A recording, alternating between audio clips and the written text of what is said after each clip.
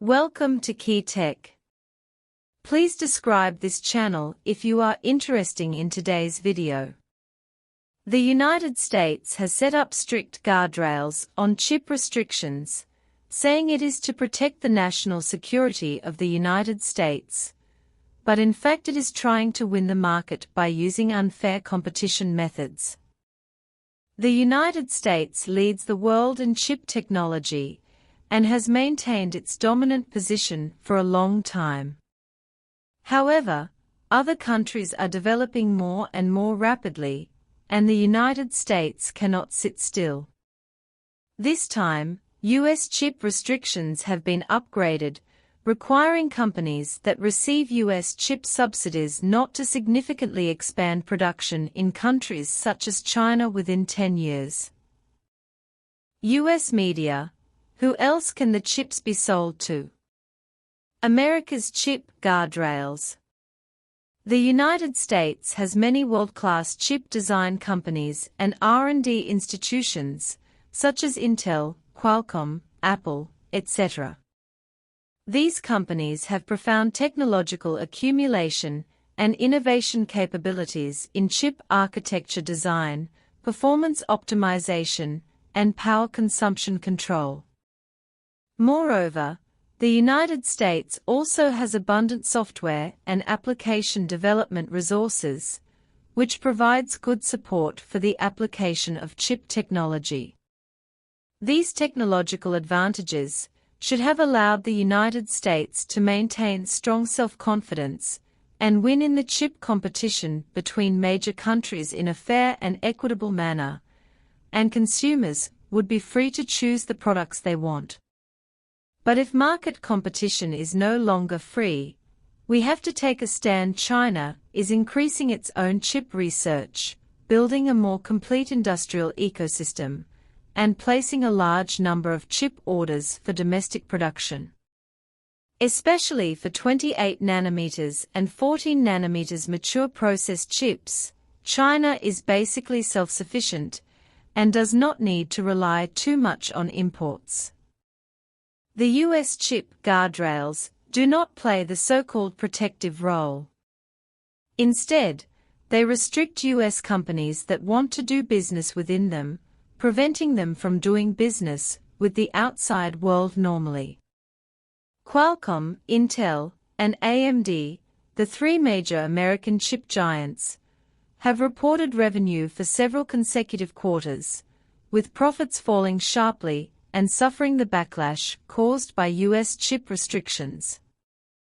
Non-American companies such as ASML and Nikon have also been dragged down by the United States because the Netherlands and Japan have reached an agreement with the United States. The United States has involved more and more people in right and wrong for its own selfish interests. Not only that, foreign companies investing and building factories in the United States are also faced with the problem of choosing one of the two. US chip restrictions escalate again. TSMC, the world's largest chip manufacturer, started building factories in the United States a few years ago. Now TSMC's first factory in the United States has been completed and is in the process of importing equipment. However, the related equipment installation work was not very smooth. One of the reasons is the lack of labor skills in the United States. The other is that the chip subsidies promised by the United States have not yet been seen, and the United States has set strict application rules for chip subsidies. The chip subsidy seems to be an allocation for the localization development of US chips, but it actually involves another chip restriction. According to the US media, New York Times, Biden issued final rules prohibiting companies that have applied for and received chip subsidies from expanding production in China for 10 years. In other words, once TSMC receives US subsidies, it will not be able to significantly expand Chinese semiconductor manufacturing in the next 10 years. TSMC faces the dilemma of choosing between US subsidies and the Chinese market. If it chooses subsidies, it will lose the broad prospects of the Chinese market. Failure to expand production will limit TSMC's future investment space. If you choose the Chinese market, then TSMC will have to bear all the costs of building a factory in the United States and will not receive any financial assistance from the United States. Originally, TSMC had to bear a heavy burden when building a factory in the United States. Considering the incomplete chip industry chain in the United States, TSMC needs to spend 50% more than Taiwan province in order to operate the project normally. TSMC went to the US market to make money, not poverty alleviation. It originally followed the US subsidy promise. Unexpectedly, in order to strengthen chip guardrails, the US upgraded its chip restrictions again and focused on TSMC and other foreign companies, forcing them to take sides. Who else can American chips be sold to? The US semiconductor industry has opposed the Biden team's restrictive measures more than once.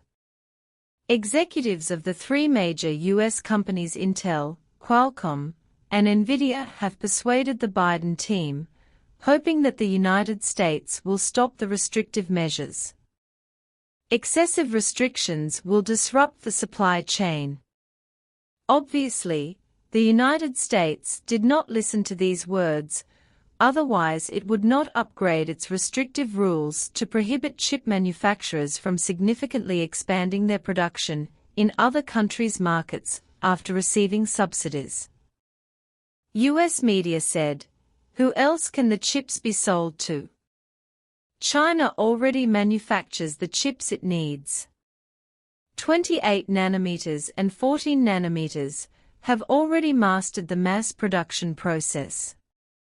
Judging from the Mate 60 Pro mobile phone sold by Huawei, the Kirin 9000S chip equipped in it is also manufactured in mainland China.